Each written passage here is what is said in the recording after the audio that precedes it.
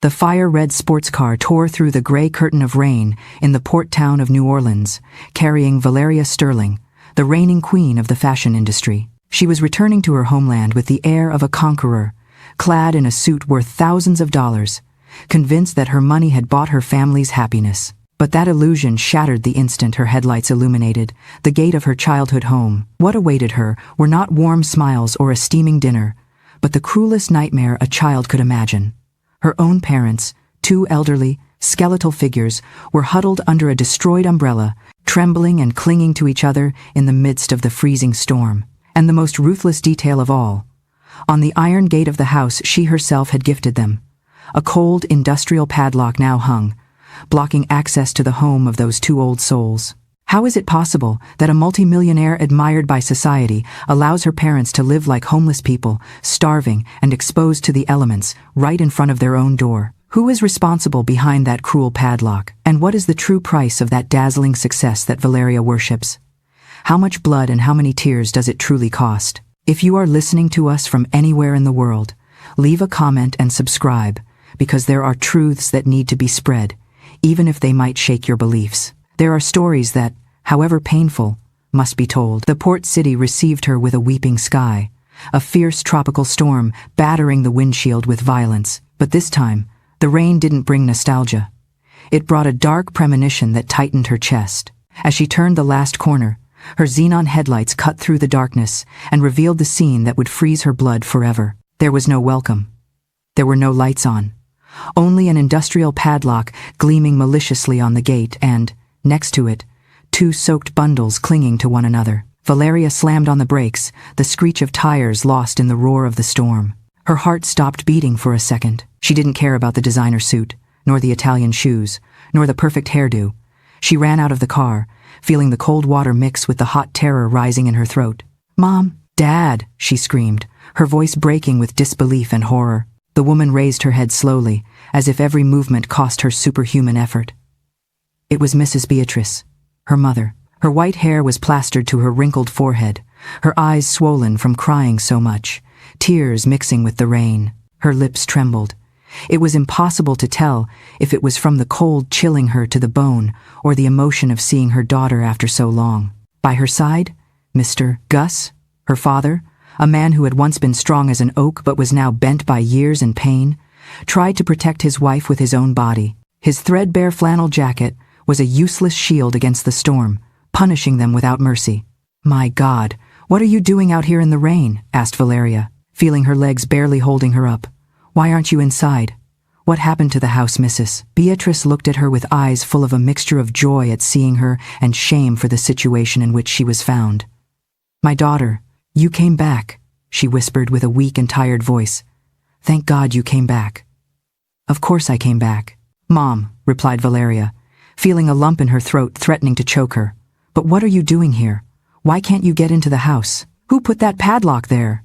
Mr. Gus lowered his head, unable to look his daughter in the eye. Tears ran down his cheeks, weathered by years of work under the southern sun. "We don't live here anymore, daughter," he said finally, and every word seemed to weigh on his heart like a stone. Valeria felt the ground move beneath her feet. "What do you mean, you don't live here anymore? This house is yours. I bought it for you. I signed all the papers. I did everything legally. How is it possible that it's not yours, Mrs.?" Beatrice began to sob harder, her small body shaken by weeping. "No, my baby. They said it wasn't ours anymore. They kicked us out months ago. We have been sleeping wherever we can. But tonight the storm was so bad.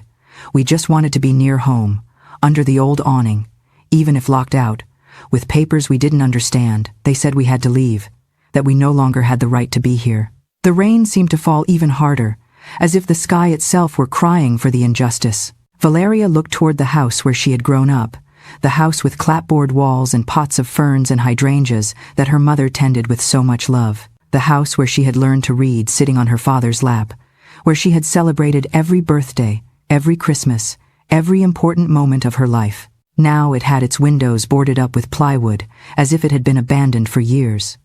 The garden her mother cared for so much was neglected, the flowers withered, the plants with no one to water them. It couldn't be real.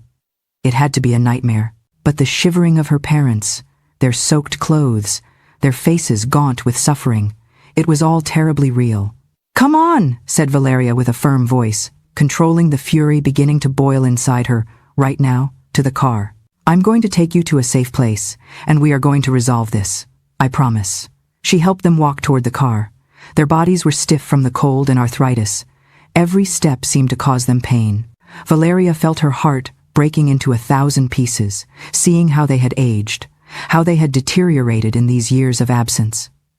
Her mother, who had always been petite but strong, now seemed fragile as glass. Her father, who once hauled heavy sacks of cement at the construction sites, could now barely support his own weight. She got them into the car with care. She cranked the heater to the max, not caring that the mud and water stained the leather seats that had cost a fortune. She took a blanket she had in the trunk and wrapped them in it, rubbing their frozen hands between hers, trying to return some warmth, some life to them. "Now you are going to tell me everything," she said, while driving toward the best hotel in the Port District. "From the beginning, who did this to you? Who dared to kick you out of your own home?" But before answering, before revealing the truth that would change everything, we need to understand how they reached this point, how a successful and millionaire daughter lost sight of what was most important. And for that, we have to go back to the beginning, to when Valeria was just a barefoot girl running through the dirt streets of the outskirts of New Orleans. The house where Valeria grew up was humble, so humble that some called it poor, without beating around the bush. It had weathered siding that showed the cracks of the years, a roof that leaked when it rained hard, and a concrete floor that her father had polished himself with his own hands. But it also had something no mansion could buy. It was full of love. Mr. Gus worked at the port from sunrise until sunset. He got up at 4 inches the morning, even on Sundays, because discipline was sacred to him. He built houses for others, beautiful houses with expansive lawns and sparkling pools, houses he could never afford. His hands were a map of scars, each one telling a story of sacrifice. The cut of the wire when building a fence for a residence, the cement burn when mixing without gloves because he didn't have money to buy them, the blisters from hauling bricks under the relentless humid sun. He arrived home when it was already dark, covered in dust and sweat, with an aching back and swollen feet, but always, always with a smile for his daughter. "How was your day at school, my princess?" he would ask her, and even though he was exhausted, he sat down to listen to every detail of the classes, the homework, the friends. Mrs. Beatrice, for her part, was the soul of that house. She always dressed in simple dresses she sewed herself, the same pattern over and over, because she saw no sense in buying new fabric when the old still served. She worked from home washing and ironing clothes for the wealthy families of the Garden District. She got up before her husband to prepare breakfast and the lunch he would carry in his dented metal pail. Then she washed mountains of other people's clothes, ironed until her arms ached, and still found time to cook dinner, help Valeria with homework, and patch up the school uniforms that tore from constant use. They never had much. That was true, and everyone knew it. There were nights when dinner was just grits and biscuits with gravy because the money didn't stretch for more. There were storm seasons when the cold and wind seeped through the cracks of the poorly sealed windows, and the three of them had to sleep together in the same bed to keep warm. There were times when Valeria went to school with broken shoes, her toes peeking through the worn tip, and she felt shame when the other girls laughed at her. But they had love. A love so deep, so true, so pure, that it filled every corner of that humble house. The kind of love that cannot be bought with money, that isn't measured in bank accounts or material possessions. The kind of love that manifests in small gestures, in how her father always gave her the biggest portion of catfish, even if it meant he ate less. In how her mother stayed awake until late, sewing by candlelight when the storms knocked out the power lines and cut the electricity because they hadn't been able to pay the bill, just to finish Valeria's costume for the school play. One afternoon, when Valeria was about 11 years old, a moment that would be etched in her memory forever, she came home from school with eyes red and swollen from crying. She dragged her feet across the dirt yard without lifting her gaze from the ground. "Dad," she said, with a trembling voice, unable to look him in the eye. The teacher asked, "What do our parents do?" And I was ashamed to say that you work in construction on the docks. The other girls laughed. They said laborers are uneducated people who will never amount to anything in life, Mr. Gus, who was sitting on the small porch of the house, repairing one of Valeria's shoes with wire and thread because they didn't have money to take it to the cobbler, took off the worn baseball cap he used to protect himself from the tropical sun. He placed it carefully beside him and looked at his daughter with those deep eyes full of wisdom and love that seemed to see straight into the soul. He waited a moment, choosing his words carefully, because he knew that what he said in that instant would define how his daughter saw the world, how she viewed herself, how she valued what really mattered in life. "My daughter," he said finally, with a calm but firm voice, a voice that admitted no argument, that carried the weight of truth. "Never, ever be ashamed of someone who works honestly. Listen to me well. Honest work, no matter what it is dignified and honorable. Shame is cheating, stealing, lying, living off dishonesty. That is truly shameful. These bricks I lay every day build houses where families create memories, where children grow up safe, where love finds a home. But a lie holds up no roof. A house built on lies and deceit always, always collapses, my baby girl. Sooner or later, it crumbles." Mrs. Beatrice, who had listened to the conversation from the kitchen while preparing fried plantains for dinner, came out wiping her hands on her floral apron. "There is no inheritance more valuable than dignity, even though sometimes the fake glitter of the world makes us forget it." Those words from Mr. Gus about houses of lies are not just a father's advice. They are a chilling prophecy of what is to come. Keep them in your memory, because years later, Valeria would wish she had listened with her heart instead of her shame.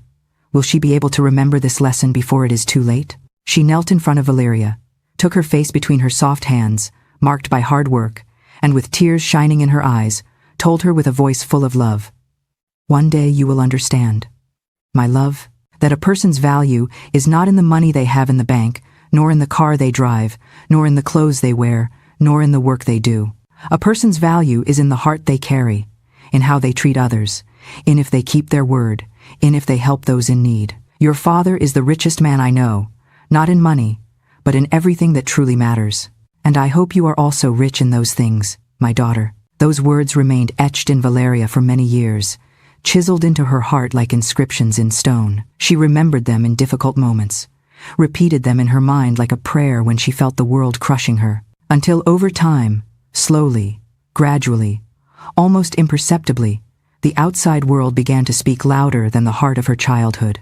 The voices of ambition, of success, of the need to prove something, to get out of poverty at any cost, began to drown out those simple but profound lessons. When she finished high school as valedictorian, Valeria got a full scholarship to study business administration in New York City at one of the most prestigious universities in the country. It was a celebration in the entire neighborhood. Everyone was proud of Beatrice and Gus's daughter, the girl who had studied by candlelight when the power was cut, who had done homework using books borrowed from the library because her family couldn't buy them, who had walked miles under the humid sun to get to school because they didn't have money for the bus. The parents, with a love that only parents can understand, made a sacrifice that Valeria would only comprehend later. Mr. Gus sold his truck, his old pickup of a lifetime, the one he used to go to the site and save on bus fare, which saved him 2 hours of walking each day. Mrs. Beatrice sold her sewing machine, her tool of the trade, her livelihood, what allowed her to earn some money from home. With that money, along with small contributions from neighbors who wanted to help the smart girl from the block, they bought a new suitcase for Valeria. It wasn't a famous brand, but it was new, shiny, sky blue, a color that seemed to Valeria the color of her dreams. At the Greyhound bus terminal on that hot August morning, when Valeria was 18 and had her whole life ahead of her, Mrs. Beatrice cried, hugging her daughter. She didn't want to let her go, as if she knew deep in her being that things would never be exactly the same again. "Go with God, my baby girl," she said, between sobs that shook her whole body. "And don't forget where you come from. Don't forget who you are. No matter how high you reach, no matter how much money you earn, no matter how important you become, always remember that you come from here, from this coastal land, from these humble but honest people. Promise me, daughter, promise me you will never forget us." "Never, Mom, I promise," replied Valeria, her eyes also full of tears rolling down her cheeks. "I'll come back every weekend. I'll call you every day. I'm never going to forget you. This is just a temporary goodbye. I'm going to study. I'm going to succeed. And I'm going to give you everything you never had. I'm going to buy you a new house with central air conditioning so you don't suffer the heat. I'm going to buy Mom a new sewing machine, the best on the market. I'm going to buy Dad a car so he doesn't have to walk so much. You'll see.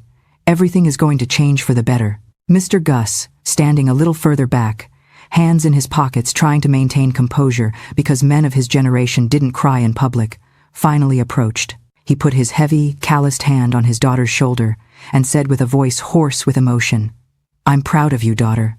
I always have been. Now go and conquer the world. But remember, conquering the world is useless if you lose your soul in the process. Don't forget who you are, where you come from, and what really matters in this life. But the promises we make, with the best intentions in the heat of the moment, sometimes get lost in the silence of time, vanish like smoke, erode like stone under the constant rain of days, weeks, months turning into years." Many years later, the barefoot girl from the port had become the entrepreneur Valeria Sterling, owner of a chain of luxury clothing boutiques that had expanded across the United States. Her company, Sterling Global Mode, had stores in New York, Los Angeles, Chicago, Miami, and had just opened its first international boutique in London. She employed more than 300 people. The media called her the Queen of American Fashion, Entrepreneur of the Year, the face of the new American dream.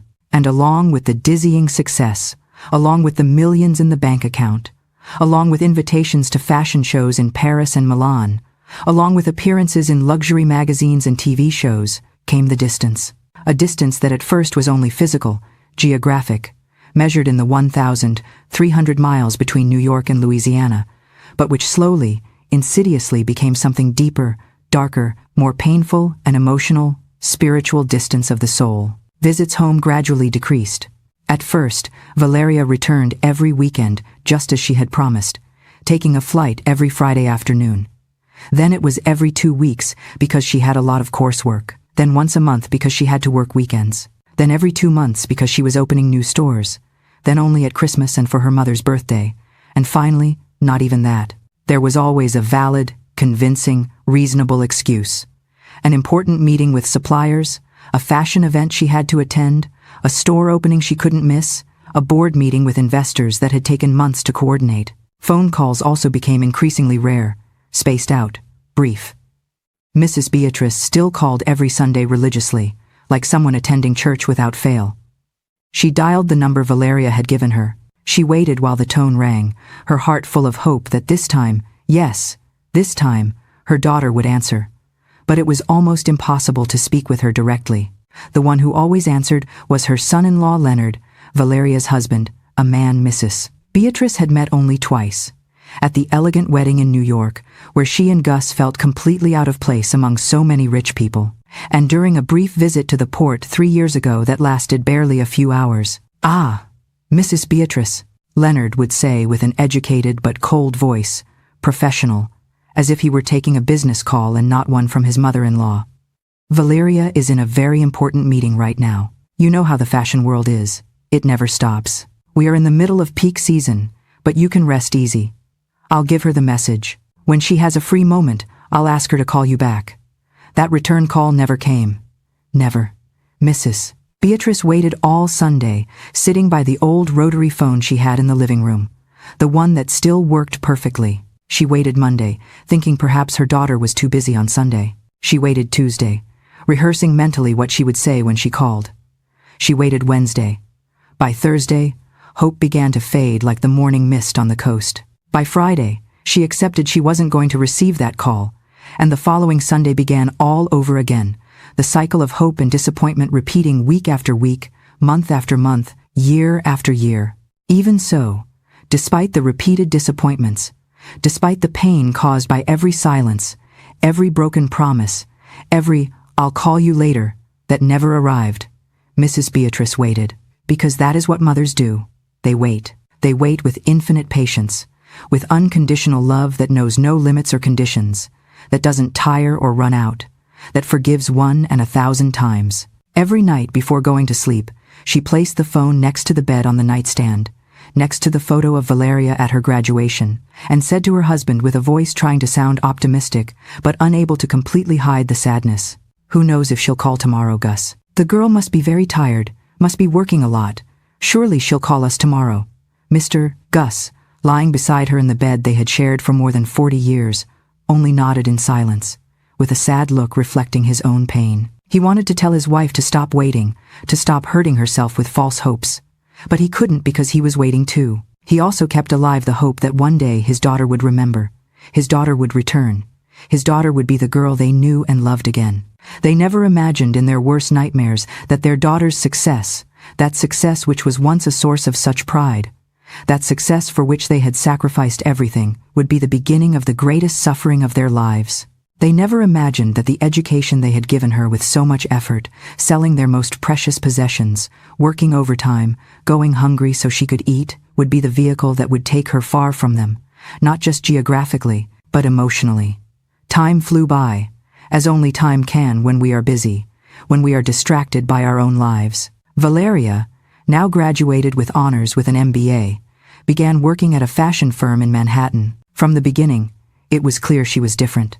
She was talented, extraordinarily talented. She had an eye for trends, for understanding what women wanted, for combining elegance with accessibility. But more than her talent for fashion, she had something rarer, more valuable. An ambition that seemed not to fit inside her, that devoured her from within, that drove her to work 16 hours a day, 7 days a week. She was dedicated to the point of obsession. She slept at the office more nights than she slept at home. She ate at her desk. It is a cruel irony of life. Mrs. Beatrice and Mr. Gus gave her wings to fly high, but she flew so far she forgot the nest where she learned to dream. While Valeria trades the warmth of home for cold office nights, believing success will fill her void, she doesn't realize she is building a castle on sand.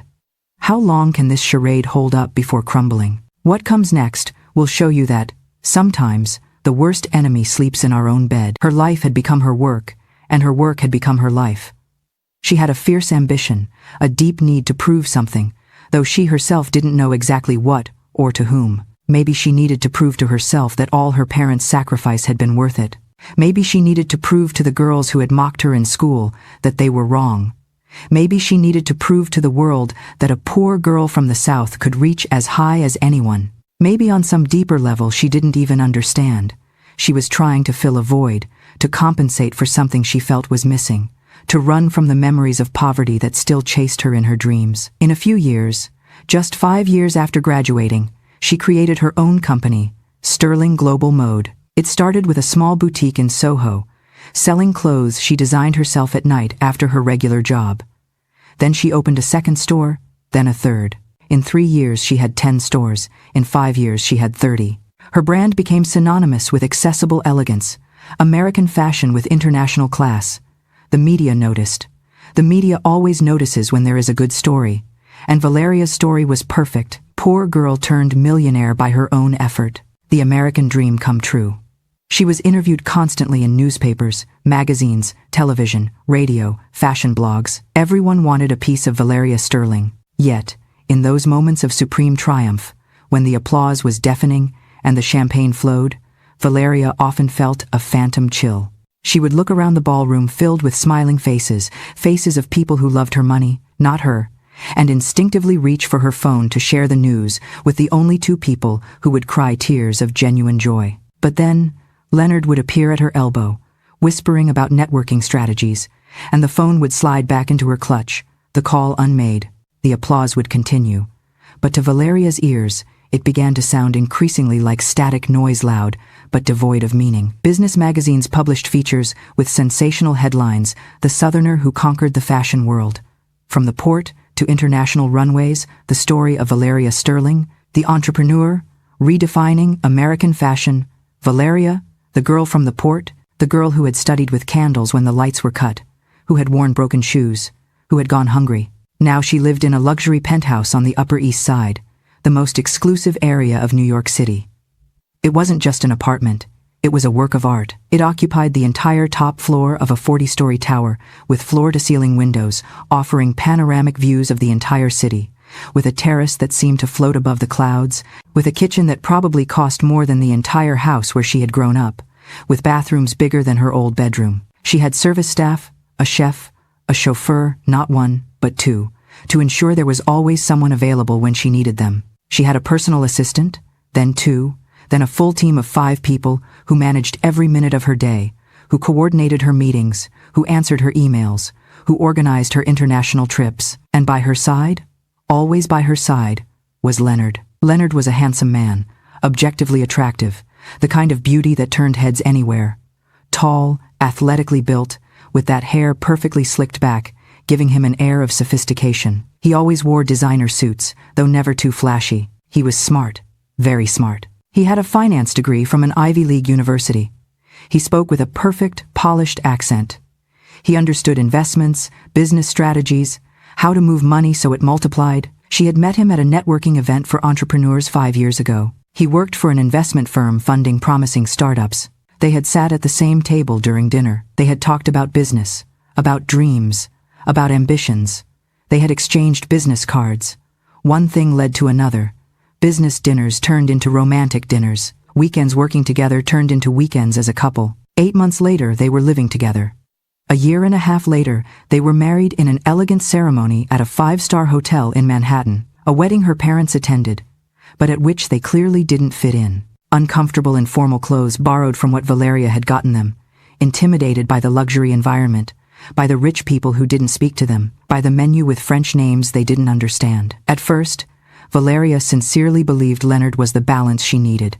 She was the visionary, the creative, the one with the instinct for fashion. He was the executor, the strategist, the one who turned dreams into reality, who ensured things were done efficiently and profitably. Leonard organized Valeria's schedule with almost military efficiency, blocking time for important meetings, for calls with international suppliers, for photo shoots, for fashion shows. He took care of her public image, hiring PR consultants, ensuring she always appeared on the right lists, in the right magazines, wearing the right clothes, saying the right things. He made her feel she was on the right path, that every decision they made together was the right decision to take the company and her career to the next level. And Valeria, exhausted from constant work, overwhelmed by the decisions she had to make every day, grateful to have someone to trust, gave him more and more control, first over her schedule, deciding which events she should attend, then over her personal finances, managing her investments, then over her relationships,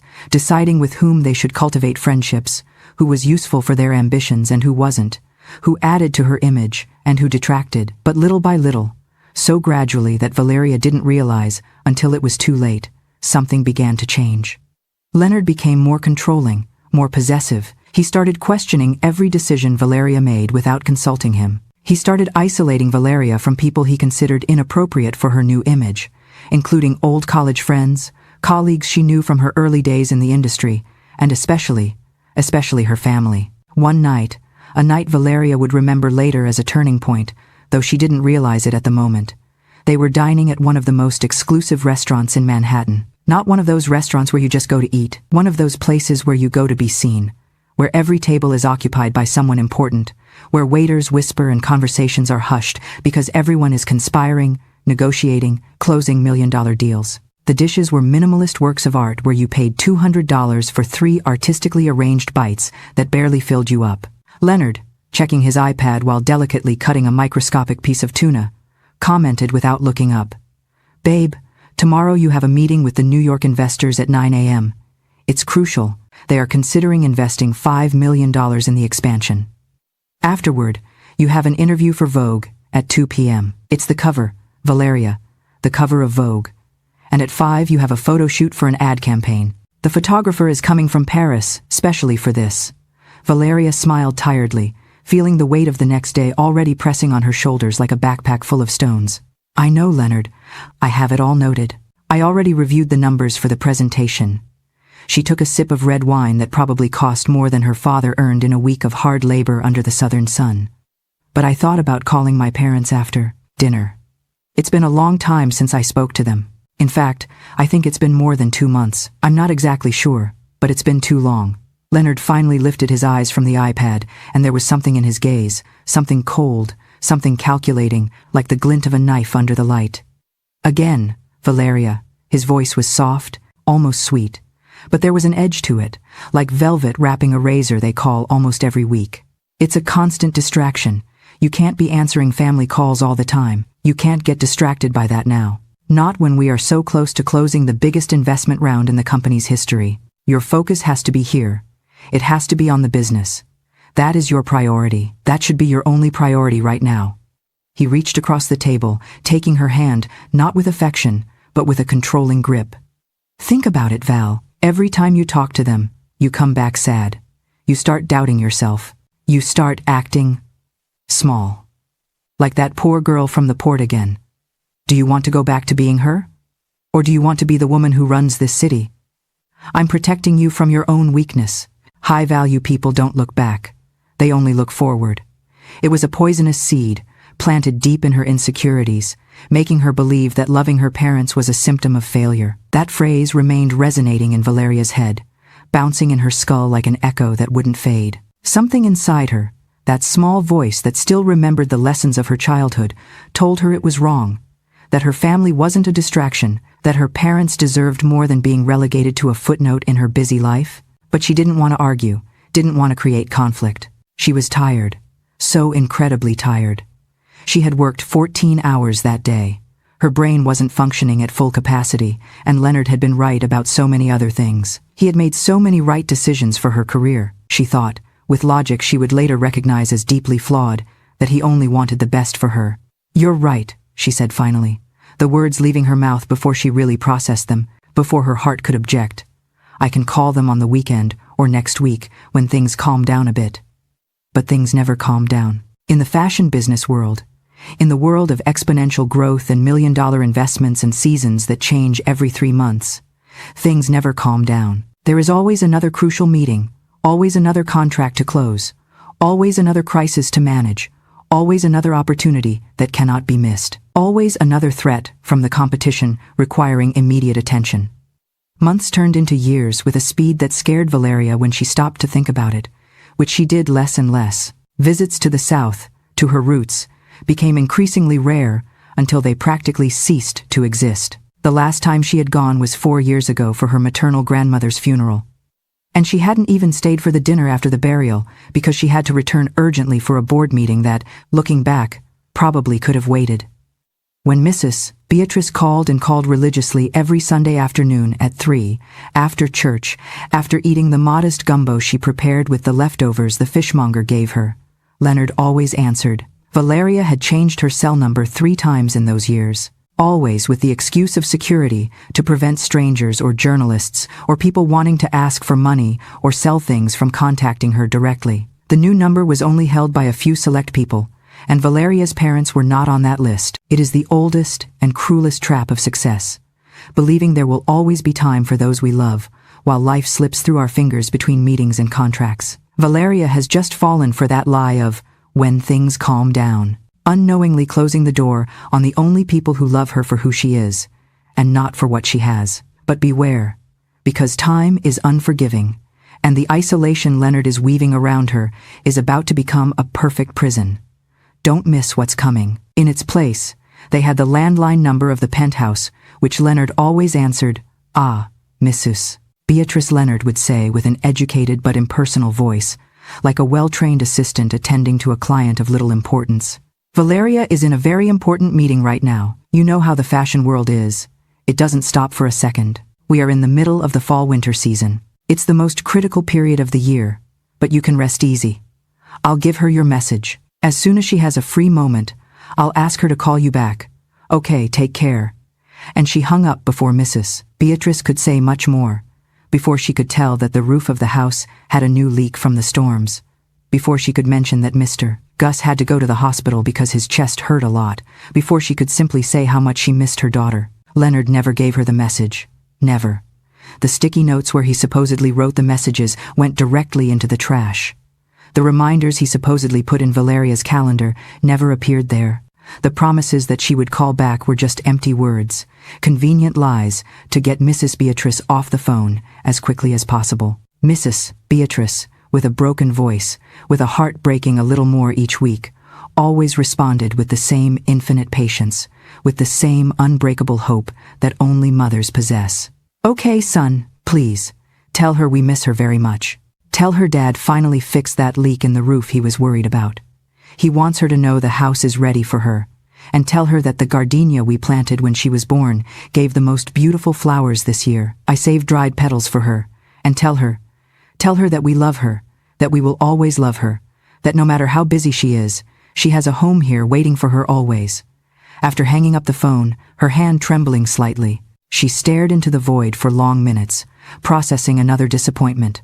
Another week without hearing her daughter's voice. She stared at the small yard, where she still grew the same flowers she grew when Valeria was a child, where the gardenia grew strong, its branches reaching out like arms, wanting to hug something that was no longer there. She felt a complex mix of emotions tightening her chest until she could almost not breathe. Pride for what her daughter had achieved, for how she had overcome the limitations of her humble birth, for how she had fulfilled all the dreams she and Gustavo had for her. But also sadness, a deep and persistent sadness that had installed itself in her heart like a cold stone. The sadness of feeling she had lost her daughter in the process of seeing her triumph. Mr. Gus, sitting in his favorite chair, the same rickety wicker chair he'd had for 25 years, the one he refused to replace because it still works perfectly, tried to cheer her up, tried to keep hope alive, though he himself struggled with the same sadness eating at his soul. The girl is succeeding in life, Beatrice. She's doing everything we dreamed for her when she was born, when we held her for the first time in that small county hospital. She has success, she has money, she has a good life. It was what we wanted, right? It was what we worked for, what we sacrificed everything for. She sighed, a deep sigh that seemed to come from the very depths of her being, from a place of pain that had no name. Yes, Gus, yes. It's what we wanted. We wanted her to have opportunities we never had. Not to pass through the difficulties we passed through, not to have to worry about if there would be food on the table or if we could pay the rent. Her voice cracked like delicate crystal. But I just would like to hear her voice, even if it was for a tiny minute.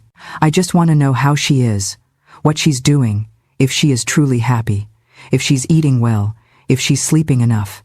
Is that asking a lot? Is it selfish on my part to want that? Meanwhile, 1,300 miles away in New York, in her world of glass and steel, Valeria lived in a completely different rhythm, in another reality that seemed to be on another planet. Her life was a constant whirlwind, meetings extending for hours, domestic and international trips almost weekly, contracts to review, designs to approve, employees to manage, investors to impress, competitors to outperform. And the parties, the endless luxury parties where business was closed under the guise of socializing, parties in businessmen's houses with mountain views, parties in five-star hotel ballrooms where French champagne flowed like water, and conversations were transactional, calculated, every word designed to impress, to persuade, to gain some advantage. Valeria sincerely believed she was giving pride to her parents, that every article in the newspaper, every appearance on TV, every business achievement was a gift to them, a validation of their sacrifices. She didn't know, couldn't know because no one told her, that her parents would have gladly traded every article, every award, every million in her bank account for a simple phone call on Sundays, for a visit, even if it was a few hours, to know they were still important in their daughter's life. She didn't imagine that every day of silence was like a wound growing inside them, infecting slowly, causing a pain that had no medical cure. She didn't know her mother cried every night before sleeping, her silent tears soaking the pillow so Gus wouldn't hear them, though he knew. He always knew, because after 40 years of marriage, one feels the other's pain as if it were their own. She didn't know her father had aged 15 years in the last 4, his hair turning completely white, his back hunching more, not just from physical labor on the docks, but from the emotional weight of feeling forgotten by the daughter he had raised with so much love, whom he had taught everything he knew about honesty, dignity, and values. Any given weekend, a Saturday afternoon, when Valeria was home for once without scheduled trips, without mandatory social events, Leonard suggested something that would change everything. They had been reviewing their personal finances, a monthly ritual where he showed her charts and projections on his laptop. Numbers she barely understood, but trusted because he had always been good with money. Valeria said, Leonard, pointing at something on the spreadsheet, his finger touching the screen with precision. I've been thinking. Your parents. That house in the south, they don't really need it anymore. I mean, they are just 2 elderly people in a 3-bedroom house. It's a lot of space they don't use, and frankly, the value of properties in that area, near the historic district, has increased significantly in recent years. We could sell it, invest the money in something more productive. The returns would be much better. Maybe buy a smaller apartment for them here in the city closer. Or better yet, There are very nice residences for seniors where they would be better cared for with medical attention available 24 hours. You have to think of this as a business, love, not as emotion. Valeria felt something twist in her stomach. A visceral discomfort she couldn't name, as if something inside her were screaming that this was wrong, very wrong. But that house, she hesitated, trying to find the words to express what she felt. That knot of contradictory emotions. That house is where I grew up. It's where I learned everything important. Every wall has a memory. It's where my father taught me to read, where my mother taught me to cook gumbo, where we celebrated every birthday, every Christmas. It's sacred in a way. Leonard gave a smile that in retrospect Valeria would recognize as condescending, as if he were talking to a child who didn't understand how the real world worked. The world of adults, the world of business. Valeria, please, look at it coldly. It's not just about bricks, it's about your brand. Can you imagine if Vanity Fair or Vogue discovers that Shaq, the queen of American fashion, comes from a ruin full of mold? It would be suicide for the luxury image we have built. That house is not a memory, Valeria. It is a liability. It is a stain on your impeccable resume. If you really love them, get them out of that misery and put them in a 5-star residence where they aren't an embarrassment to our global expansion. Do it for them, but above all, do it for us. Leonard placed a mountain of documents in front of her. It was 2 a.m., and Valeria's eyes were blurring from exhaustion. He handed her a pen, pointing to the signature lines with a rhythmic, hypnotic tapping. Just standard authorizations for the new accounts, honey, and the renewal of my management permissions, so I don't have to bother you with every little transfer. Buried in that stack, page 42, hidden between 2 tax forms, was the document that sealed her parents' fate. An irrevocable power of attorney, granting Leonard full rights to liquidate personal real estate. Valeria didn't read it.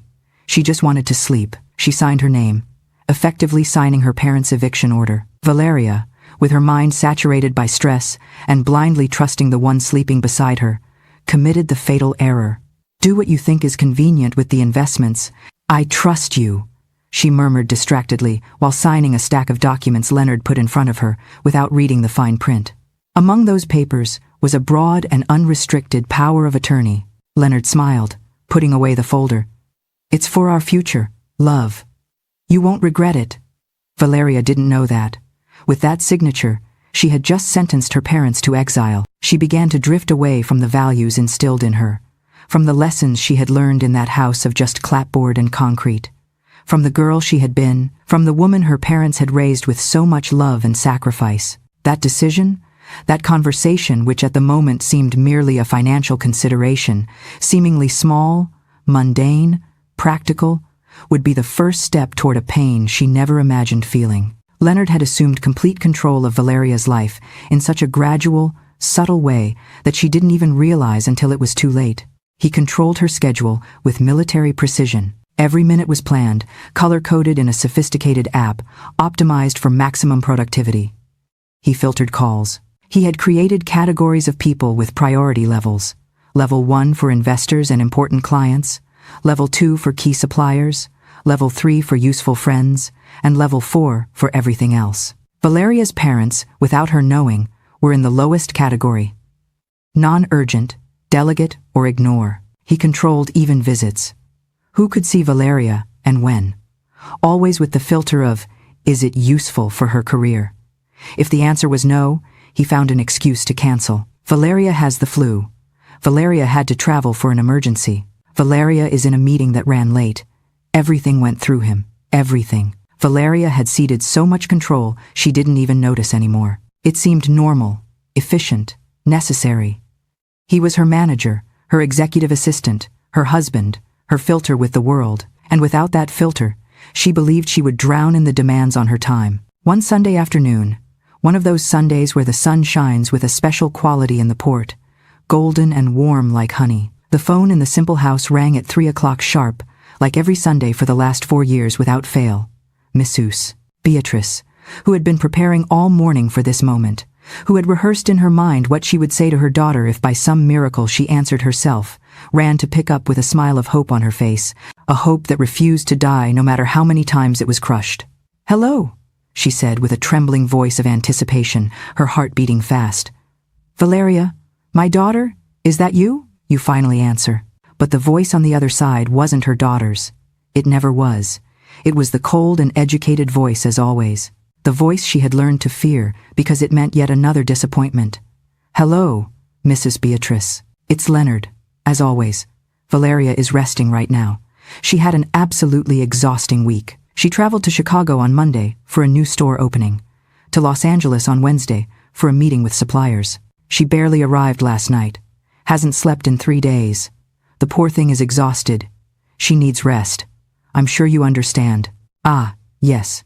Mrs. Beatrice's voice cracked slightly, like a vase starting to fissure. Yes, I understand, son. Of course I understand. I don't want to bother her if she's tired. I just wanted to know if she's okay, if she's taking care of herself, if she's eating properly. You know how she is? She always forgets to eat when she's very busy. Since she was a child, she was like that. When she studied for exams, I had to bring food to her room because she forgot completely. Yes, interrupted Leonard, clearly impatient, though trying not to show it too much, maintaining that educated but distant tone. It's fine, Mrs. Beatrice. I make sure she eats. We have a nutritionist who prepares balanced meals. She is in the best hands possible. Don't worry about that. Okay. Mrs. Beatrice's voice trembled. Now could you tell her something from me? Just a tiny message. Leonard sighed. A sigh almost inaudible, but one Mrs. Beatrice caught perfectly. A sigh that said, again with the same thing, when will this woman understand? Sure, Mrs. Beatrice. Tell me quickly, because I have a call coming in. Tell her that her father repaired the roof, the one that started leaking last year. Do you remember I told you? Well, probably not. But her father finally fixed it. It took him a long time because his arthritis is worse. His hands hurt a lot. But he did it and is so proud. He says now, when Valeria comes to visit, there won't be leaks. Hello? I'm delighted to assist you with our voice services. Choose a voice that resonates with you, and let's begin our creative audio journey together. In his mind, he was protecting her, freeing her from the bonds of a past that only dragged her backward, that served for nothing, except to stop her progress, to break her unstoppable ascent to the top. Valeria, at that same moment, slept in the next room, exhausted as Leonard had said, with no idea her mother had called, no idea her father had spent weeks fixing that roof with arthritic hands that could barely hold the hammer. No idea how much they missed her, no idea her absence was killing them slowly, day by day, like a poison acting slow, but without mercy. With the passing of time, weeks turning into months and months into years that seemed to fly faster and faster, Leonard became bolder in his manipulation, more daring in his control. He was no longer content with simply filtering calls. He began actively painting a different picture of Valeria's parents, poisoning the well of their relationship, planting seeds of doubt and resentment that would grow like weeds until choking any connection that remained. Love, he would say while she worked on the computer, reviewing designs for the new spring collection. You know what I think? Your parents only remember you when they need something. Have you thought about that? They call every Sunday, always Sundays like a clock. But do they ever call just to know how you are, without mentioning something they need? Valeria looked up, surprised by the suggestion, frowning, confused. No, Leonard, of course not. They have never asked me for anything directly, not $1. In fact, when I want to send them money, my father gets upset. He says they don't need charity, that they can take care of themselves with his pension and savings. Leonard pretended to consider this, frowning, as if thinking deeply, like a lawyer preparing his argument. Ah, they don't ask directly? You're right about that. They are subtler, smarter than that. But they always find a way, right? They always mention something, that the house needs repairs, that medications are expensive, that your father's pension doesn't stretch like before. They don't tell you directly, so you give them money, but they imply it. It's emotional manipulation, love, classic technique. And you, because you are good, because you have a good heart, end up worrying, and that worry distracts you from work, takes you out of your focus. That slows you down, Valeria, delays you at a crucial moment in your career. I don't think it's like that, began Valeria, but her voice lacked conviction. She was tired, so incredibly tired. It had been 18 hours of work that day. Her brain was running on half power. She had no energy to argue, to defend, to think clearly. Think about it, pressed Leonard, seeing the window of opportunity, seeing she was vulnerable, weak, exhausted. They still don't understand that now you have a different life, that you are no longer the girl who left with a suitcase years ago. They keep treating you as if you were that university student without money. But you aren't that person anymore, Valeria. You are a successful woman, a millionaire entrepreneur, an industry leader. You have responsibilities going beyond your immediate family. You have 300 employees depending on you, who have families to feed. You have investors who trusted you with their millions. You have a reputation to maintain, a brand to protect. Is it fair that your parents don't see that? Is it fair they make you feel guilty for your success? Tired from the constant demands of work, overwhelmed by the weight of decisions she had to make every day, burdened by the pressure to maintain the growth investors expected, she began to believe that maybe, just maybe, Leonard was right, not completely, but a little. Enough to justify her absence, to calm her guilt, to move forward without looking back. She started not answering some calls on Sundays, putting on headphones and saying she had to focus on something urgent. Later, she stopped answering text messages her mother had learned to send with difficulty from her basic phone. Simple messages of, "I miss you, daughter," or "Hope you are well," which remained unread in her inbox, marked as unread, ignored, forgotten. Time erased the habit of calling on Sundays until she didn't even think about it, until Sundays were just another workday. Another day to check inventories, to plan strategies, to answer emails, with no difference from any other day of the week. Meanwhile, in the South, the house became quieter and quieter. A silence that wasn't just the absence of noise, but the absence of hope, the absence of life, the absence of purpose. Mrs. Beatrice sewed with the radio on, always tuned to a business news station, waiting, always waiting to hear some mention of her daughter, some interview, some report on her company. When she heard it, her heart raced. She moved closer to the radio, turned up the volume and listened to every word as if they were precious jewels, memorizing her daughter's voice, searching in her tone for some sign that she was still the girl she knew, that she hadn't lost her completely. Mr. Gus, for his part, tried to distract her, tried to maintain some normality in their lives, which had become so empty, so devoid of joy. "Beatrice, come see," he would say when he found something in the newspaper or on television. "Valeria is on TV again. She's on the news. They say her company is now worth $50 million. Can you realize that, woman? 50 million. Our daughter Beatrice, our baby girl. She came, sat in front of the small old TV they had for 20 years, and smiled with eyes full of tears watching her daughter on the screen, so elegant with her designer suit, so articulate with her sophisticated words about fashion trends and market strategies, so sure of herself, so different from the shy girl she had been. Look at her there, all elegant," she said with pride and sadness, mixed in her trembling voice. "It's the same girl who played in the yard with her old dolls, the one who came with scraped knees and I had to clean her wounds with soap and water, the one who fell asleep with her head in my lap while I read her stories before sleeping." But the smile soon dissolved like sugar in water, pride giving way to sadness, tears beginning to run freely down her wrinkled cheeks, furrowing paths that had already become familiar from crying so much. It is heartbreaking to see how the love of parents has to settle for crumbs, searching for their daughter on a cold screen or in a strange radio voice, while she is so busy conquering the world she forgot who taught her to walk. Sometimes, success blinds us so much we don't see the tears we cause at a distance. But beware, because this silence that now seems eternal is about to become a scream that Valeria will never be able to ignore. Keep listening. "Does she still remember us, Gus?" she asked, her voice barely a broken whisper. "Does she think of us sometime when she is in that big, bright world? Are we still important to her, or did she forget us completely?" Her husband breathed deep, his own eyes wet, his own throat closed by emotion he tried to control. Because men of his generation didn't cry, didn't show weakness, remember? "Yes, woman," he said with a conviction he didn't feel completely, with a hope fading a little more each day. "How could she not remember? She's our daughter. She's just busy. She has many responsibilities now. She is an important woman. But someday, you'll see, someday she comes, appears through that door and hugs us and tells us everything. And we laugh and cry together like before. And everything goes back to how it was. But days turned into years. And the more Valeria's success grew, the more she appeared in the media, the more her bank account grew and her list of achievements and awards, the more forgotten the parents felt. The more they felt like relics of a past their daughter wanted to leave buried.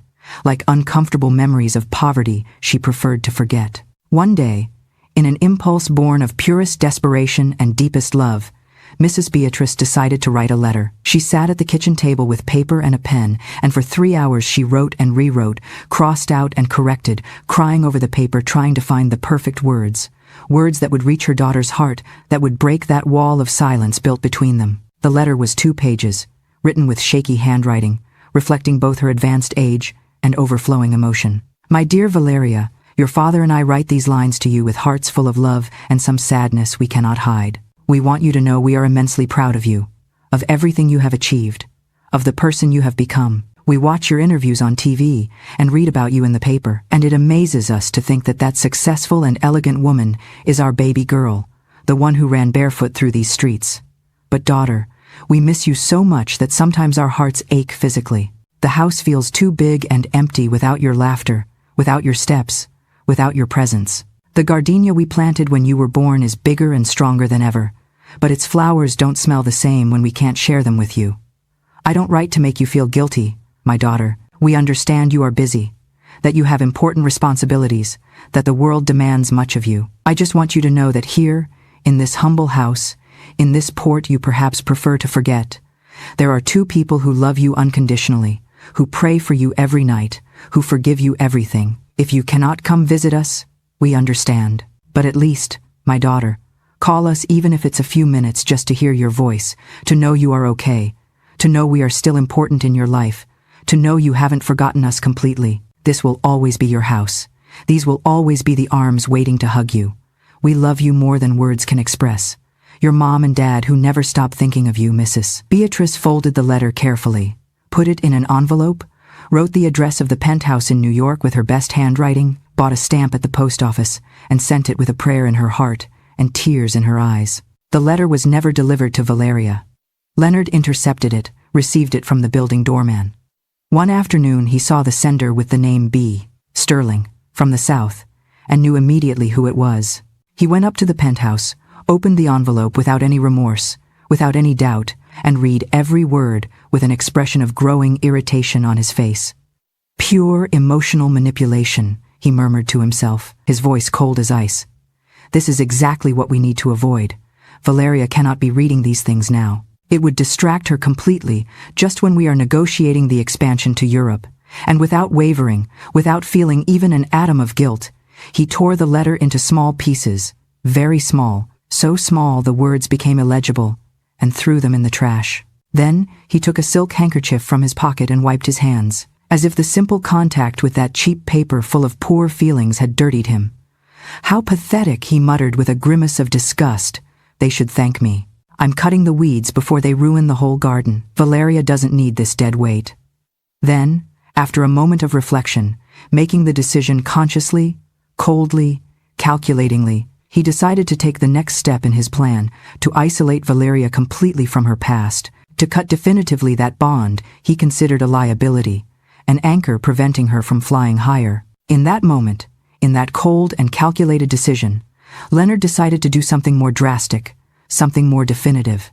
It would no longer be enough to simply filter calls or not pass messages. He needed to do something that cut the bond once and for all, something ensuring Valeria never looked back, never returned to being that sentimental girl who worried about her poor parents. And he began to form a plan that would eventually leave 2 elderly people in the rain, homeless, without their daughter, with only their mutual love to keep them warm in the cold night. Valeria, working in her glass and steel office, at that very moment, reviewing financial projections and international expansion plans, suspected nothing. She had no idea of the letter she would never receive, of the words of love she would never read, of the plans her husband was forming in the dark. She had no idea that the price of her success was being paid by the 2 people who loved her most in the world, the 2 people who had sacrificed everything so she could have a better life. And little by little, without realizing it, Valeria's heart became empty like an abandoned house. She had everything she had always wanted,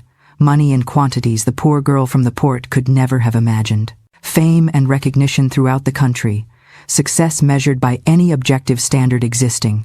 But she lacked what she really needed, the only thing that really mattered at the end of the day: human connection, true love, family. deep roots. She had become a tall and strong tree, imposing and admired, but without roots. And any gardener knows that a tree without roots, no matter how tall it grows, no matter how beautiful it seems, eventually falls, always falls. The week had been especially heavy, one of those weeks that seemed to contain whole months of compressed stress. Meetings with investors requiring impeccable presentations, interviews with international journalists asking increasingly difficult questions about sustainability and labor ethics, video calls with teams in different countries meaning being available practically 24 hours a day without rest. On Friday, or more precisely Saturday early morning at 1 a.m., Valeria finally entered her personal office in the penthouse to review the final documents of a contract she had been negotiating for 8 months, a $20 million contract with a major department store chain. The kind of contract that could take her company to the next international level, that could turn it from successful to legendary, that could put her name next to the great global designers. She was exhausted, beyond normal tiredness, in that state where the body functions by pure adrenaline and caffeine and pure willpower. Her eyes burned, her head throbbed with a dull ache, her hands trembled slightly while signing digital documents on the tablet. And then, while waiting for the documents to upload to the system, her gaze wandered around the office, passing over framed photographs of awards and recognitions covering the walls, over commemorative plaques of business achievements, over glass and crystal trophies reflecting the artificial light. And it stopped on something in the corner of the desk, an old paper wall calendar, the kind bakeries or neighborhood stores used to give away. It was the only object in the entire ultra-modern office that wasn't elegant, nor new, nor sophisticated. She had hung it there 5 years ago and never bothered to change it, so it still showed pages from past years. But it wasn't the photo of the month that caught her attention. It was a note in red pen with handwriting she recognized as hers from years ago when she still kept paper calendars. In the box for November 15th, written in large letters filling the whole space, wedding anniversary, mom and dad, 45 years. Valeria went completely still, paralyzed, staring at those words as if seeing a ghost, as if time had stopped. The noises of the city outside, the constant hum of New York that never completely sleeps, faded until becoming nothing. Only she existed, and those words hitting her like a punch to the stomach. Wedding anniversary. Mom and dad, 45 years. Her parents had been married for 45 years, and she, their only daughter, the daughter for whom they had sacrificed everything, for whom they had sold their most precious possessions, for whom they had gone hungry and cold. When was the last time she had seen them? When was the last time she had heard their voices? When was the last time she had told them she loved them? She felt something break inside her like ice cracking under weight, like glass fracturing into 1,000 pieces. A wave of guilt and shame hit her with such force she had to lean on the desk not to fall. Tears began to flow uncontrollably, rolling down her cheeks, falling on the documents she had been signing. "I'm going to go," she murmured to herself, her voice barely audible, almost unable to believe her own words. As if waking from a long dark dream. "I need to call them," she whispered, her hands trembling. She grabbed her smartphone, the new one Leonard had set up for her security. She dialed the number she knew by heart. Beep, beep. "The number you are trying to reach has been blocked by the administrator." Valeria frowned, confused. She tried again. Same message. A cold chill ran down her spine. She navigated to the settings, digging into the blocked contacts list. There, at the top of the list, were 2 numbers labeled simply as Nuisance 1 and Nuisance 2.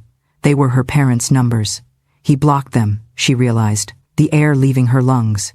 He didn't just filter them, he erased them. That was the moment sadness turned into a cold, hard resolve.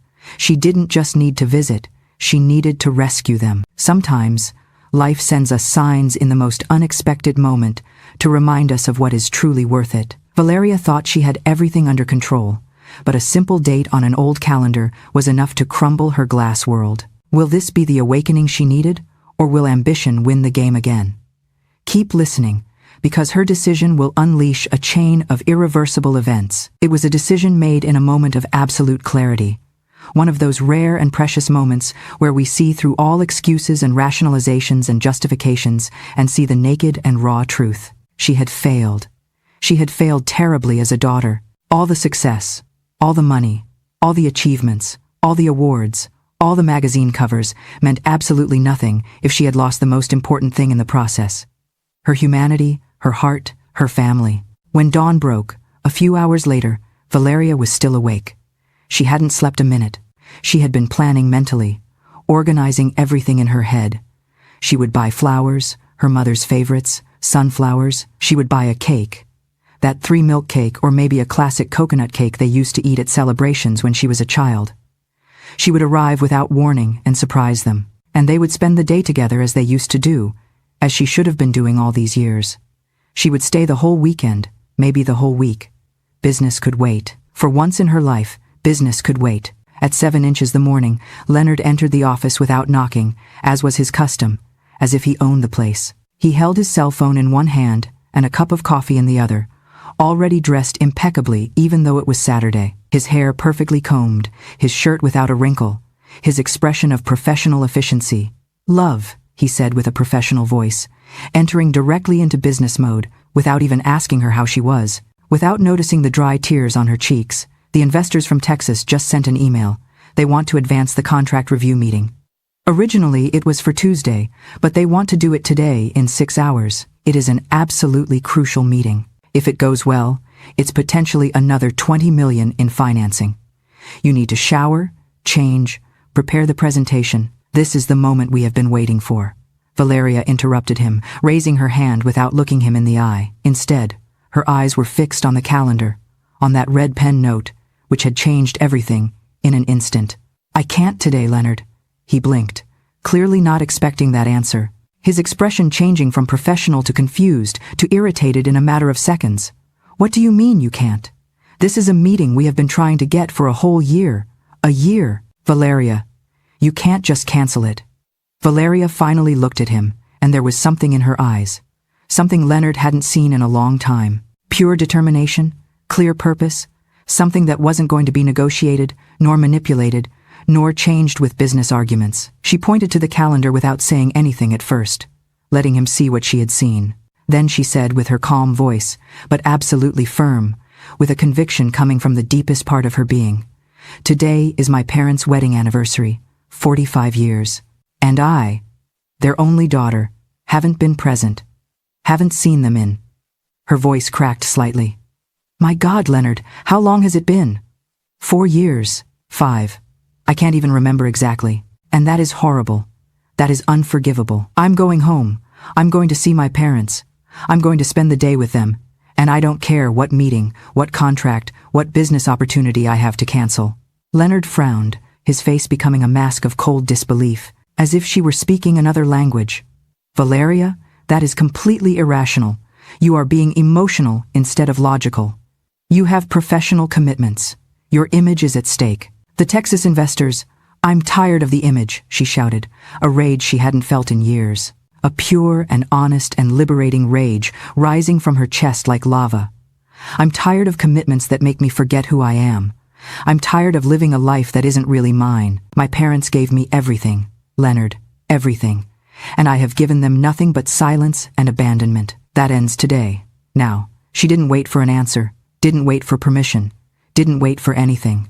She left the office with a determination she had forgotten she possessed, leaving Leonard with the word in his mouth, with his tablet still in hand, with his face of absolute shock. She went down to the underground garage, ignored the chauffeur who jumped up asking if she needed anything, and got into her own sports car, a bright red car she rarely drove because she was always too busy. The roar of the engine in the silent garage was like a scream of freedom, like a declaration of independence.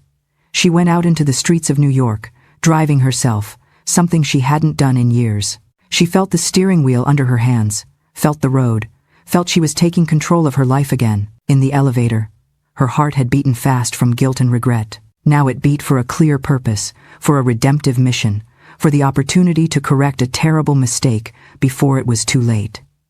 She didn't drive directly to the highway. Her mind, trained for efficiency during all these years, now worked for redemption, for love, for family. First, she stopped at an elegant florist in Chelsea, one of those that open early to prepare arrangements for events. She asked for the biggest and most beautiful bouquet they had. Sunflowers mixed with birds of paradise and tropical foliage. "My mother likes flowers that look like small suns," she explained to the florist, more for herself than for her, remembering the exact words her mother used to say. She says they remind her there is always light, even on dark days. Then she drove to a traditional bakery in a family neighborhood. She ordered a large coconut cake with fresh strawberries on top, exactly like the one her father always bought for special occasions when she was a child, even if he had to save for weeks to pay for it. "It's for a very special anniversary," said Valeria, and the urgency and emotion in her voice made the owner prepare it immediately, decorating it with special care, writing with icing, 45 years of love. With the flowers in the passenger seat filling the car with their sweet fragrance and the cake carefully secured in the back seat, she finally took the highway south, toward home, toward her true home. With every mile she left New York behind, with every hill she passed, with every small town she saw on the sides of the road, she felt a weight lifting off her. Layer by layer, she turned off the car's audio system, turned off her cell phone completely so Leonard couldn't call her and make her change her mind, and drove in silence, listening only to the sound of the engine and the memories now returning like an unstoppable torrent, like a dam that had finally broken. She remembered the smell of sweet bread freshly baked filling the house every morning. She remembered the sound of her mother's sewing machine working late at night. She remembered the feeling of her father's calloused hand holding hers when they walked to the boardwalk on Sundays. She remembered the rainy afternoons when the three sat together on the small sofa, tight but happy, watching old movies on TV. How could she have forgotten? How had she allowed the noise of success to drown out the music of her own life? How could she have traded her parents' unconditional love for the approval of strangers who didn't even really know her? The sky began to cloud over when she crossed into the coastal region. By the time she reached the outskirts of the port town, the clouds were black and heavy, charged with rain. The first drops began to fall when she entered the town limits, transforming quickly into a torrential downpour, a true nor'easter, making it difficult to see through the windshield, even with wipers at max. When Valeria's car passed the welcome sign, the rain became a complete storm. The old buildings and porches seemed washed out under the gray sky. Streets had turned into small rivers. There were few people on the streets, all taking refuge from the storm. She drove slowly through the streets of her childhood, which looked smaller and more worn than she remembered. She passed the school where she had studied, the park where she played as a girl, the church where she had made her first communion. Everything seemed at once familiar and strange, like a dream fading away. She parked in front of the neighborhood bakery, Don Pepe's Bread, to buy sweet rolls and pastries, her father's favorites. Mr. Pepe, now a very stooped old man but with the same bright and kind eyes, recognized her instantly, despite the years. "Valeria, Gus, and Beatrice's daughter," exclaimed the baker, wiping his hands on his flower-covered apron. "What a miracle to see you here, girl. Look at you, a whole elegant lady. We see you on TV, in magazines. What pride you give us all in the neighborhood." Valeria smiled, but it was a tense smile, tightened by the guilt drowning her. "Thanks, Mr. Pepe. I'm coming to see them. It's their wedding anniversary. 45 years. Mr. Pepe's face changed subtly. The smile faded a little, replaced by something more complex. Worry mixed with sadness. "Ah, the anniversary. Sure. Well, give them a very big hug from me." He paused as if doubting whether to say something or not, biting his lip. Then he added in a lower voice, "It's been quite a while since I've seen Mrs. Beatrice around here buying bread. She used to come every day, first thing, every day without fail for years. But it's been, what? I don't know, 2 months? 3 months maybe? That I haven't seen her." That phrase, "been a while since I've seen her," remained floating in the humid air of the bakery like a warning, like an alarm. Valeria felt a stab of unease in her stomach, a cold and unpleasant sensation running down her spine. But she attributed it to her own guilt, to her long absence, to her heavy conscience. Maybe her mother simply bought bread somewhere else now. Maybe she had found a closer bakery. There had to be a simple explanation. That silence from the baker is louder than any scream. When habits of years break suddenly, it is because something grave happens behind closed doors. And that simple explanation, Valeria seeks, sadly, does not exist. Prepare yourselves, because what she is about to see will freeze her blood. She paid for the bread, ran out under the rain, falling without mercy, and continued driving through the flooded streets. Her heart beat faster with every block she advanced, with a mix of anticipation and something darker, something she didn't want to name but grew in her chest like a shadow. Turning the last corner, fear embedded itself in her throat. Although it was barely 5 in the afternoon, the sky was so black from the storm it looked like midnight. Her car lights cut through the darkness and revealed what Mr. Pepe had hinted at, but her mind refused to accept. The house wasn't just dark, it was dead. Windows were boarded with wood. The garden was a cemetery of dry plants, and, on the gate, hung that damned industrial padlock she had seen in her nightmares. Valeria slammed on the brakes, skidding on wet asphalt. Her headlights illuminated the gate directly, and there, unprotected against the hurricane's fury, she saw the image that would tear her apart inside. Two elderly figures, hugged under an umbrella that was pure skeleton, trembling like leaves. She didn't need to get close to know who they were. Instinct screamed at her that she had reached the limit of time. Mr. Gus tried uselessly to cover Mrs. Beatrice with an umbrella that was pure twisted wire and torn fabric. The mother, her small and sweet mother, had purple lips from hypothermia, and her hands, wrinkled and trembling, clutched the bars of the industrial padlock as if wanting to melt it with her plea. Dirty street water covered their ankles. They were shaking so violently their teeth chattered with a sound Valeria could hear even through the closed glass of her luxury car. The flowers fell from the seat. She didn't care. She ran out, rain soaking her instantly, ruining her designer suit that had cost $5,000. She cared about none of that. "Dad, Mom," she screamed, her voice breaking, mixing with the sound of rain hitting pavement and wind howling. The scene was exactly like the nightmare she didn't know she had, the horror she hadn't imagined in her worst moments. Her mother, Mrs. Beatrice, raising her soaked face, white hair stuck to her wrinkled forehead, eyes clouded by cataracts and tears, her body so thin, so fragile, it seemed the wind could take her. Her father, Mr. Gus, shaking violently with blue lips from cold, trying uselessly to protect his wife with his own body, which no longer had strength, with a threadbare jacket letting water through like a sieve. "My God, what are you doing out here in the rain?" asked Valeria, falling to her knees in front of them on the wet pavement, not caring about the cold water, not caring about anything but those two figures who were her parents, but seemed shadows of who they had been. "Why are you here? What happened, Valeria?" "My daughter, you came back," whispered Mrs. Beatrice, with a voice so weak it was barely heard over the storm noise, as if seeing a ghost, as if she couldn't believe it was real. "Thank God you came back. I thought I would never see you again." "Of course I came back, Mom. Of course I came back." Valeria's tears mixed with the rain. "But why are you out here? The house? What happened to the house? Why is there a padlock?" Mr. Gus lowered his head, unable to look his daughter in the eye. Shame was heavier than rain, colder than the wind whipping them. "We don't live here anymore, daughter," he said finally, every word seeming torn from his throat with physical pain. "What do you mean you don't live here?" Valeria felt the world spinning. Nothing made sense. "This house is yours. I bought it for you. I signed all papers. Everything is in my name. How is it possible it's not yours?" Mrs. Beatrice sobbed, a heart-wrenching sound that cut Valeria's heart like a knife. "No, my baby. They told us it wasn't ours anymore. They kicked us out." Men in suits came, with official papers, with documents we didn't understand, full of big words. They said we had to go, that we no longer had the right to be here. They said the house had another owner now. The rain seemed to fall even harder, as if the sky itself cried for the injustice of it all. Valeria looked toward the house.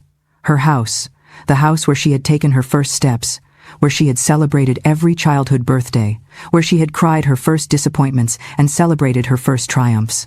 Now it was closed, abandoned, dead.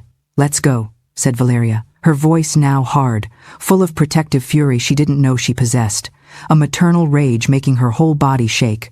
"Right now to the car. I'm getting you out of here." She helped them up with infinite care. They were stiff from cold and dampness, that every movement seemed to cause pain. Their bones creaked audibly. Their skin was ice cold to the touch. Valeria felt her heart breaking into 1,000 pieces, seeing what her parents had become. They were shadows of the people she remembered, ghosts of who they had been. She got them into the luxury car with extreme care, as if they were glass and could break with the slightest sudden movement. She turned the heater to max, without caring that mud and water-stained Italian leather seats that had cost a fortune, without caring their wet clothes left the car a mess. None of that mattered. Only they mattered. The flowers and cake were left forgotten on the curb, destroyed by rain, but they didn't matter anymore. The happy anniversary she had imagined had turned into a nightmare. But at least she was there. At least she had arrived in time. At least it wasn't too late. Yet, she drove to the best hotel in town, a historic place facing the waterfront where rich tourists and celebrities normally stayed. She ran in with her parents, ignoring curious looks from other guests, seeing this elegant woman wet from head to toe with two soaked and shivering elderly people. "I need the best suite you have," she told the receptionist, pulling out her black credit card, "right now. And I need you to send dry clothes, blankets, hot soup, tea, everything you can for 2 people who have been in the rain. And call a doctor to come immediately." She paid without asking the price, without looking at the bill. The money she had accumulated during years of obsessive work finally served for something that truly mattered: caring for the people she loved most in the world. She helped them into the huge, luxurious suite, with its living room, separate bedroom, marble bathroom. She wrapped them in thick, soft bathrobes the hotel provided. She removed their wet clothes with help from hotel staff. She served them hot tea with honey that trembled in the cups because their hands couldn't stop shaking. She sat in front of them, who were on the sofa wrapped in blankets, sipping hot broth room service had brought in minutes. Her heart broke seeing them, so thin, so fragile, so aged. Her mother had lost at least 20 pounds. Her father had grayish skin of someone who hasn't eaten well in a long time. Both had that lost look of someone who has suffered too much. "Now you are going to tell me everything," said Valeria in a low but firm voice, controlling the rage, threatening to consume her, to make her scream, to make her destroy things. "Everything from the beginning. Who did this to you? Who dared to kick you out of your own home? How did this happen?" And they told her. The story came out in spurts, interrupted by Mrs. Beatrice's sobs and Mr. Gus's ashamed silence, by pauses to catch breath, by moments when emotion was too strong and they couldn't continue. They told her everything, every painful detail, every moment of humiliation, every instant of suffering. How 3 months ago, a normal July day when the sun shone and everything seemed fine, men in suits had arrived, 2 lawyers accompanied by a judicial officer and 2 security guards, how they showed them official papers full of legal jargon they didn't understand, with seals and signatures seeming important, how they told them they had 72 hours to vacate the property. "But who ordered this?" interrupted Valeria, her voice trembling with disbelief. "The house is in my name. I am the owner." "How is it possible?" "No, daughter," said Mr. Gus, pulling a wrinkled and water-stained paper from his pocket with trembling hands. He had kept it all this time as evidence of his nightmare. The paper said something else. The paper stated the new owner was Leonard Mendoza. Valeria felt air missing, like someone had punched her in the stomach. "Leonard. No, there has to be a mistake. It can't be him." "No, daughter," said Mrs. Beatrice. Her voice barely murmurs. "He came. Your husband Leonard came here to this house 10 days before the lawyers arrived." Valeria's heart stopped completely. "Leonard was here. When? Why didn't you tell me?" "He came on a Tuesday morning," continued her mother, closing her eyes as if reliving it was too painful. "In a car like yours, black and shiny. He told us you were very busy. Too busy to visit us. He told us this house brought you bad memories of your poor childhood, of everything you had suffered here. He told us it was better for your professional image, for your career, for your reputation, that we went to live somewhere else. He said you had decided to sell the house, that it was a business decision, that there was nothing personal in it." "We told him no," interrupted Mr. Gus, his voice gaining some strength for the first time, something of the dignity he had always had. "We told him this was our house, your house, the family house. We told him we wouldn't leave without talking to you first, without hearing it from your own mouth. We asked him to let us call you even for a minute to confirm this was true." "And him?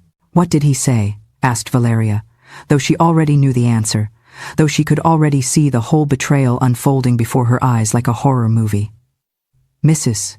Beatrice began to cry harder, her small body shaken by sobs coming from the deepest part of her being. "I knelt, daughter. I knelt in front of him and begged. I asked him, please, to let you talk to us, just for a minute. I told him it had to be a mistake, that you would never do something like that, that you loved us. I told him we just wanted to hear your voice confirming it. And what did he answer?" Valeria's voice was barely a whisper, cold as ice. "He said it wasn't necessary," answered Mr. Gus, shame and pain evident in every word. "He said you were completely in agreement with the decision. He said you yourself had given him the order. He said you didn't want us bothering you anymore with our poor old people things, that you were tired of us, that we embarrassed you in front of your rich friends, that we were a drag on your public image. He said it was time we understood we weren't part of your new life. Betrayal hurts more when it comes from the one who shares your bed and swears loyalty. Leonard not only sold a property, he sold his wife's trust and his in-laws' well-being without blinking, all for money. But wait to see how Valeria reacts, because justice sometimes delays, but when it arrives, it does so with fury. Valeria felt as if a knife had been driven into her heart and was being twisted slowly. "That is a lie," she said with a hoarse voice, tears running freely down her face. "It is a terrible lie. I never said any of that. I never thought any of that. I knew nothing of this. Nothing I know, daughter."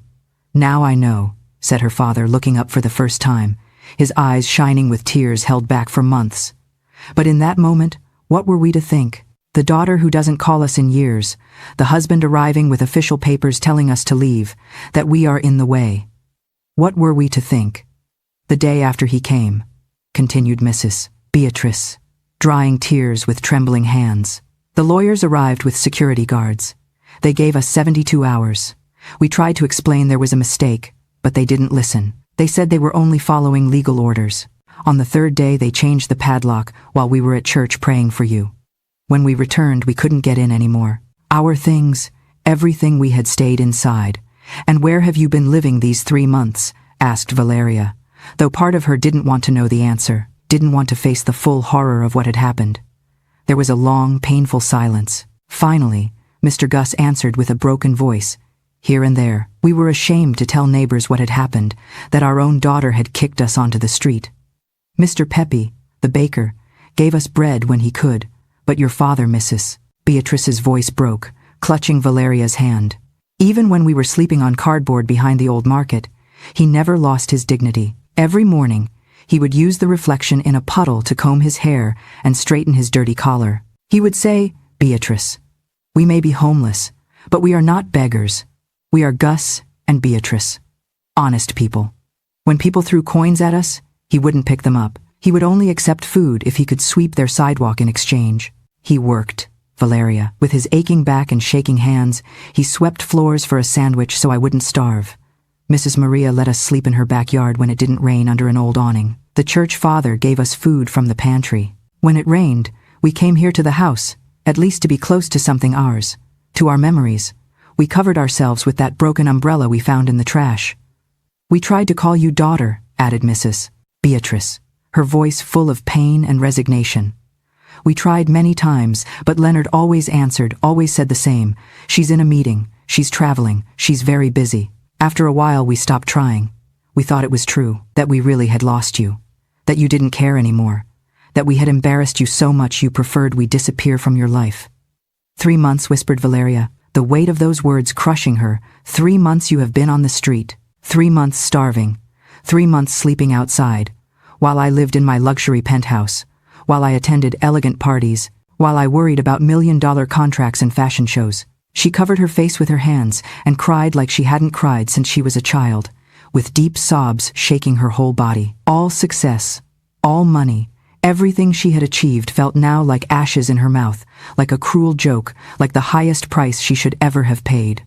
Valeria didn't sleep that night. She stayed sitting in an armchair in the suite, watching over the restless sleep of her parents, who finally rested in a comfortable bed for the first time in months. She watched them breathe, making sure they were still alive, terrified she had arrived too late, that the damage was irreparable. The doctor, who had come to examine them, had been very clear in his diagnosis. Severe malnutrition, dehydration, early stages of hypothermia, early-stage pneumonia in Mrs. Beatrice's case.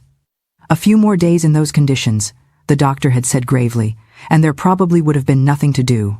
Just in time, but almost too late. The thought haunted her like a ghost. A few more days and she would have arrived to find. She couldn't even complete the thought. It was too horrible. She watched the storm subside gradually, and the sun start to rise over the port, painting the sky oranges and pinks, creating a new day.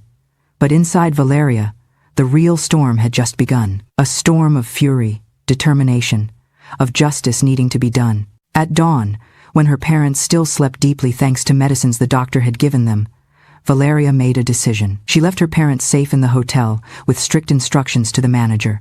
Give them everything they ask for, all the food they want, all medical attention they need. There is no expense limit. Here is my card, and if anyone, any person who isn't me, tries to approach them, call the police immediately. She left a note on the nightstand. "Mom, Dad, I love you more than anything in this world. I'll be back soon. I'm going to fix this. I promise. Your daughter, who should never have forgotten who she is." She kissed their foreheads while they slept, breathing their familiar smell she had forgotten. That smell of home no expensive perfume could replicate, and then left with iron determination in every step. She drove back to New York. The drive seemed like minutes. She felt no fatigue despite not sleeping. She felt no hunger despite not eating. She only felt a cold, calculated fury and an absolutely clear purpose: to do justice. When she arrived at the penthouse, it was 10 a.m. Sunday. Leonard was in the living room, impeccably dressed, despite being the weekend, on a video call with someone, probably another of his endless business contacts. Valeria walked directly toward him and slammed the laptop shut, interrupting the call without any care, without any consideration. "I was in the South," she said with a deadly calm voice, more terrifying than any scream. "I found them." Blood left Leonard's face in an instant. His expression changed from surprise to fear to something like panic in seconds. He saw something in Valeria's eyes he had never seen before. The girl from the port, Gus and Beatrice's daughter, the woman who had forgotten who she was, but had just remembered. Leonard is making the fatal mistake of bringing cold logic to an emotional reckoning. He believes his business vocabulary can shield him from the consequences of his cruelty. But he fails to see that Valeria is no longer playing by his rules. He thinks he is in a negotiation, but he is actually standing at his own trial. Watch closely, because the sentence is about to be passed. "Ah," said Leonard, trying to regain composure, adopting his business tone as if that could save him. "So you saw them." "Look, Valeria, let me explain. It was a difficult executive decision, but necessary. The property was a liability generating no income." "I found them sleeping in the street," interrupted Valeria, her voice rising in volume, trembling with contained rage, under the nor'easter rain, shaking with cold, soaked, with a broken umbrella, in front of the house. "I bought them, with a padlock you put there. 3 months. Leonard, 3 months on the street." "You are being too emotional," said Leonard, standing up, trying to take control of the situation as he always did. "You have to understand it was a business decision. The property had considerable value. We could sell it, invest that money in—" "You lied to me," the question came out like a whip. "All these years, every Sunday, when my mother called." "You lied to me," Leonard sighed, as if she were being dramatic, as if she were exaggerating. "I filtered calls. Yes, for your own good. They were a constant distraction. They were holding you back. You needed to focus on your career, on your success. It was for your good, Valeria. You kicked 2 elderly people onto the street." Her voice was now a scream, all fury finally coming to the surface. "My parents, the people who gave me everything, people who sacrificed everything for me, I acted within my rights," Leonard said defensively. "You gave me power of attorney over your assets. I deemed the house a liability and transferred the title to a holding company to liquidate it. It's just business. Over all your real estate 2 years ago. Don't you remember? It was your decision. I only acted within my legal rights. It was a bad investment to keep that old house, and I decided to liquidate it. Simple as that. That's how business works." And telling them I hated them, Valeria took a step toward him, shaking with rage, telling them they embarrassed me, telling them I didn't want to see them ever again. Was that also a business decision?